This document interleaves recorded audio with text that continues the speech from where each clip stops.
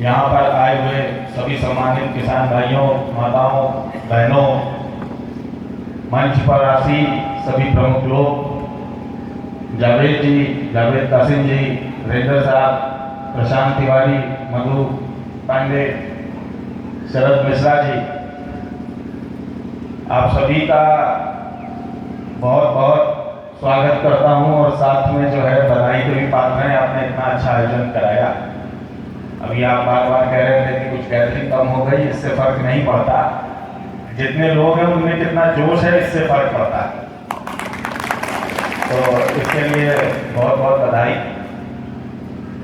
आज होली मिलन समारोह है, हालांकि थोड़ा देर हो गया है, लेकिन फिर भी सभी को होली की बहुत बहुत शुभकामनाएं और हिंदी नया साल आने वाला है उसकी बहुत बहुत शुभकामनाएं। साथियों, काफी टाइम से बात हो रही थी किसान एकता और किसान यूनियन की, किस तरीके से किसान को एकजुट होना चाहिए, किसान को अपनी पहचान बनानी चाहिए, बात करनी चाहिए। इस देश की आजादी में जितना योगदान बाकी सभी लोगों को रहा है, उससे कहीं ज्यादा योगदान देश के ग्रामीण भारत का और किसानों का रहा है, इसमें कोई दो राय नहीं। जब देश आजाद हुआ और पहला वेतन आयोग बना, तब जब आप फसल से तुलना करेंगे तो ₹3.40 के आसपास उसका दाम था। आज 7वें वेतन आयोग में जिस प्रकार से वेतन में वृद्धि हुई है, उस प्रकार से अगर किसान के फसल के मूल्यों में वृद्धि होती तो आज गेहूं तकरीबन 32-34 रुपए किलो के हिसाब से होता। और अगर इतना होता तो किसान भाई भी अपने बुरे वक्त के लिए, कुछ समस्याओं के लिए कुछ पैसा एकत्रित कर पाते कि उनको हर छोटी छोटी चीज के लिए अपनी जमीन बेचने की मुंह ना देखना पड़ता या खड़ा होना पड़ता। देश में लगभग 70% किसान ऐसा है जो अपनी छोटी छोटी जरूरतों के लिए कोई बचत नहीं कर पाता है। उसको आखिरी बात अपनी जमीन ही दिखती है, चाहे बेटी की शादी हो, चाहे बच्चे को अच्छा पढ़ाना हो। ये दुखद है। आखिर सुई से लेकर तलवार तक, हवाई जहाज तक कोई भी उद्योगपति जब बनाता है तो उसको उसका मूल्य निर्धारण करने का एक अधिकार सरकार ने दे रखा है, भले वो 25 पैसे की जगह 25 रुपए ही क्यों ना देता। आप ही के अनाज से जब तरह तरह के प्रोडक्ट कंपनियां बनाती हैं तो अपना मुंह मांझी के हिसाब से दाम तय करती हैं, उनका खूब मुनाफा कमाती हैं। आज देश में किसानी घटती जा रही है, जो आज से 25 साल पहले 77 और 76% थी, आज वो 54-55% आगे रह गई है। जमीनें छोटी होती जा रही है, किसान छोटा होता जा रहा है और साथ में छोटा किसान मजदूर की तरह तब्दील होता जा रहा है। अगर जो आप लोग खेतों में काम करते हैं अपना मजदूरी का मूल्य भी लगा लेंगे प्रतिदिन के हिसाब से, तो आपको पता लगेगा कि किसानी वाकई बहुत घाटे का सौदा और दोनों चीजें हैं, इसका कोई मोल नहीं। और बाद में जब कोई आपदा आती है, कोई समस्या होती है, तो सरकारों से भी उतना सहयोग नहीं मिल पाता जितना अपेक्षा की जाती। उद्योगों को बढ़ाने के लिए सरकार हजारों करोड़ के ऋण माफ करती है, सरकार हजारों करोड़ की बातें करती है, हजारों करोड़ रुपए सब्सिडी का भी देती है, किसानी में नहीं देती, क्योंकि एक लालच आपकी जमीन का भी सभी को है, सभी बड़े उद्योगपति को, सभी इंडस्ट्रीज को और सरकार। जमीन तो किसान से ही चाहिए, वो किसान के ही पास है। अगर वो लाभ का सौदा होगा तो वो जमीन छोड़ेगा नहीं और यहाँ से वो पलायन करेगा। इसलिए वो सभी को चाहिए, सभी उसके लिए निरंतर प्रयासरत रहते हैं। किसान कैसे तरक्की करे इसके लिए बातचीत तो की जाती है, लेकिन कोई ठोस कदम नहीं उठाया जाता।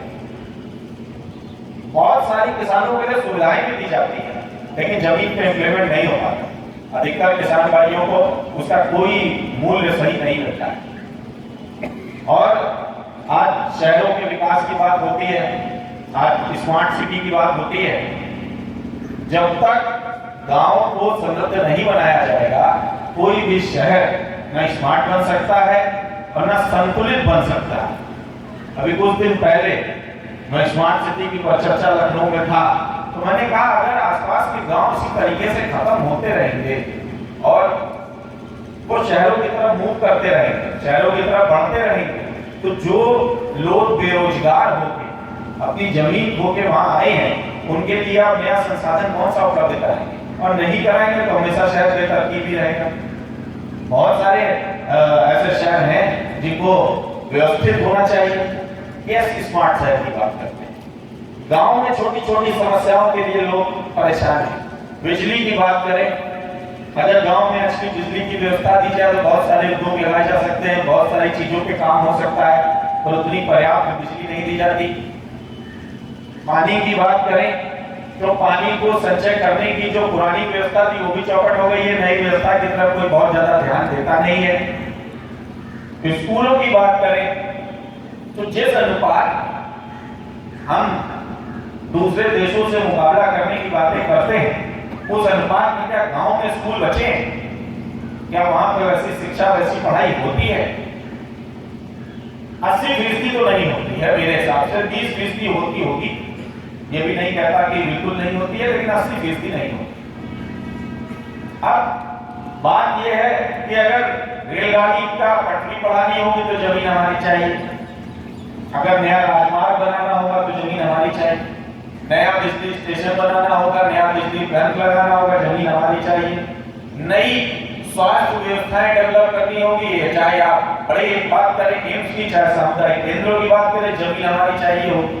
जब सब कुछ हमारा ही चाहिए है तो बदले में सुविधाएं देने में कष्ट कैसा, बदले में हमको आगे बढ़ाने में कष्ट कैसा?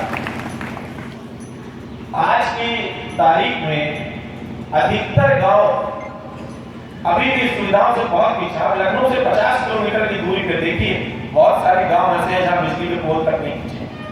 मैं पूरे उत्तर प्रदेश की बात नहीं करता, सिर्फ लखनऊ से 50 किलोमीटर की बात करता। बहुत सारी जगह ऐसी हैं जहां जाके आपको पता लगेगा कि कितने साल हो गए उन्होंने अपने छप्पर ठीक से नहीं डाल पाए कि पानी से बच सके या ठंडक से बच सके। और सरकारें कहती है हमने भरपूर काम किया, ठीक काम किया, कितना पैसे का क्या होगा, कहना चाहिए। जैसे भाई साहब कह रहे थे, बहुत अच्छी बात कह रहे थे, इस संगठन में शक्ति। अब ये बात तो हुई जो हमारा अधिकार है हमको मिलना चाहिए। अब एक बात हमको क्यों नहीं मिलता, विषय ये भी है कि जब सबको सब कुछ मिलता है तो कुछ कमी हमें भी होगी जो हमको कुछ नहीं मिलता। एक तरफ से तो कमी होती नहीं। लोकतंत्र में सबसे बड़ा हथियार है, सबसे बड़ी ताकत है आपका वोट। जब वोट डालने की बारी आती है तो आप जाति पे वोट देते हैं, आप धर्म पे वोट देते हैं। इतने लोग अपने उद्योग के मान करने के लिए वोट देते हैं या लोगों से कहने जाते हैं। सबको अपनी नाली की चिंता है, सबको अपने खर्चे की चिंता है, दूसरे के वहां से कोई लेना देना नहीं है। और जब तक संगठित नहीं होंगे, जब तक समाज की बात नहीं करेंगे, जब तक किसान की बात नहीं करेंगे, पिछड़ों की बात नहीं करेंगे, जो लोग छूट गए उनकी बात नहीं करेंगे, जब तक उन लोगों की बात नहीं करेंगे जो शोषित है और शोषित होते जा रहे हैं, शोषण का पूरी तरह से शिकार है, तब तक कोई बात बनने वाली है नहीं। आज चाहे प्रदेश हो चाहे देश हो, बेकार की बातों में, बेकार के मुद्दों में निरंतर परिचर्चाएं होती चली जा रही है। इराक में युद्ध हुआ था तो यहाँ टीवी चैनल दिन भर उसकी चर्चा करते हैं। हमारे बगल का भाई मर गया, आधे घंटे उसकी चर्चा कर देते तो शायद उसके लिए कुछ हो जाता है, या दूसरा भाई नहीं मरता, आत्महत्या नहीं करता। दिन प्रतिदिन आत्महत्याओं का तादाद बढ़ता जा रहा है और इसका कारण भी हम आप स्वयं भी हैं, क्योंकि हम लोग अपने हकों के लिए लड़ने नहीं जाते हैं, दूसरों की बातों पे बताइए, चीजों पे ज्यादा मानते हैं। तो आज होली मिलन समारोह है, तो आप लोगों से ये विनती है कि अपने सबसे पहले जो अपने मन की होलिका है उसको जलाइए, अपनी जो बुराइयां हैं उनको खत्म करिए, अपने को संगठनात्मक ढांचा बनाइए, शक्ति बनाइए। जब आप एकत्रित हो जाएंगे, जब लोगों को लगेगा अब विकास पहले गांव का होना चाहिए, पहले किसानों का होना चाहिए, पहले मजदूरों का होना चाहिए, पहले उनका होना चाहिए जिनका उस पर हक है, तो निश्चित ही वो विकास होगा और आपके लिए कुछ सार्थक कदम भी उठाए जाएंगे।